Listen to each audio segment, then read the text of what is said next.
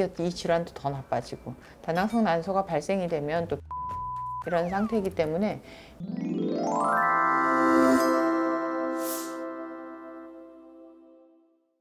안녕하세요, 원장님. 안녕하세요. 오랜만입니다. 네, 오랜만입니다. 혹시 다낭성 난소 증후군이라는 것은 어떤 것인가요?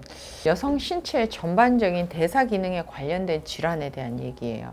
근데 이제 그 부분이 난소에 특화돼서 여러 가지 문제를 일으키고, 난소의 호르몬 분비가 가장 기본적인 이상을 일으키는 문제이기 때문에 다낭성 난소 증후군이라고 이름을 붙여줬어요. 대부분은 선천적인 것으로 보는데요. 과도한 비만, 후천적인 요인이 될 수 있고요. 장기간의 호르몬 불균형을 일으킬 수 있는 환경의 노출, 환경 호르몬도 또 하나의 가설로 대두가 되고 있고, 피임약 같은 게 이제 우리 한국에서는 자유롭게 구입하고 드실 수가 있어요.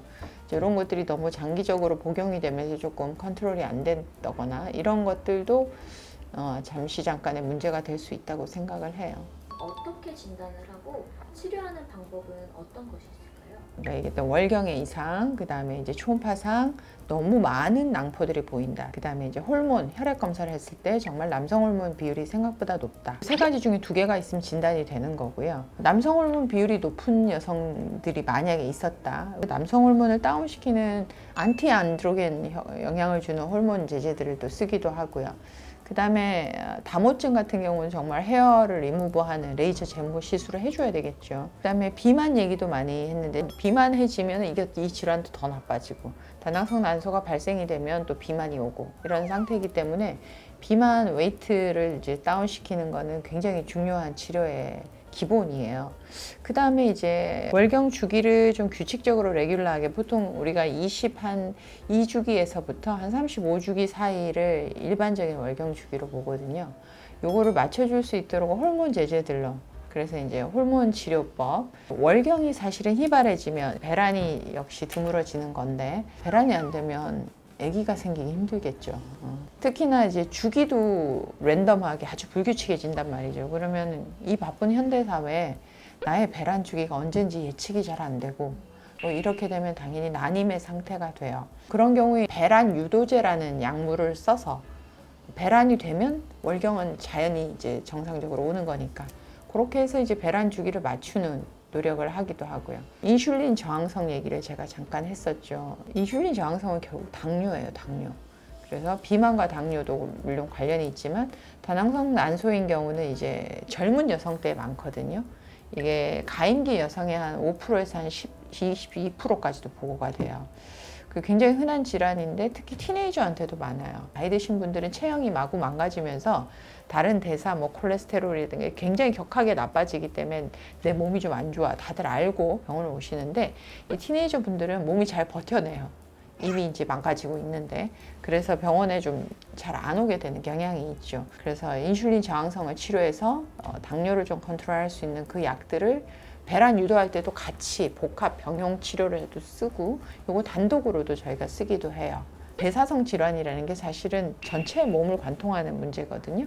치료가 전신적으로 다 돼야 되는 거죠. 다낭성 난소 증후군이 임신에 미치는 영향에 대해서 조금 더 좀 설명해 주시면. 맞아요. 언젠가 그걸 꼭 한번 말씀드리고 싶었는데, 다낭성 난소 증후군이라고 진단을 받는 경우는 흔해요. 불임의 진단 확률은 매우 낮아요. 그래서 다낭성 난소 중에 아주 일부의 분들이 이제 불임의 진단을 받을 수 있는 거라, 다낭성 난소라고 진단을 받으면 내가 불임의 그 진단을 거의 전 단계 진단을 받은 것처럼 너무 공포스러워 하시는 분들이 있어요. 그건 절대로 아니고요. 아주 초기 당뇨 환자분들이나 만성 질환들 있죠. 다낭성 난소는 그거랑 비슷해요. 이거를 계속 만성적으로 컨트롤을 하면서 내가 관리하면서 지내야 돼요.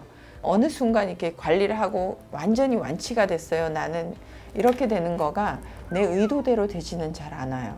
자연 완치율이 좀 있기는 한데요. 꾸준히 체중 관리, 혈당 관리, 월경에 대한 것도 조금 더 불규칙성이 강조될 때 병원에 가서 간단하게라도 빨리빨리 교정을 해주고, 이런 것들이 이제 필요한 거고요.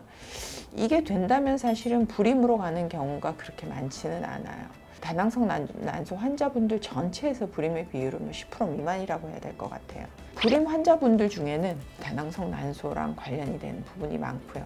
근데 거꾸로는 불임의 많은 이유들 중에 어떻게 보면 다낭성 난소는 건강한 아기를 가질 수 있는 확률이 제일 높은 질환이기도 해요. 불임인 분들 중에 다른 요인은 없고 다낭성 난소가 문제였다면은 자기 관리 내지는 이제 아주 현명하게 의사랑 충분히 상의를 한 다음에 호르몬 치료들, 배란 유도제 이런 것들을 써서 충분히 정상적인 임신이 가능한 질환이에요. 감사합니다. 오늘 많은 것을 알고 가는 것 같네요. 네, 안녕히 가세요.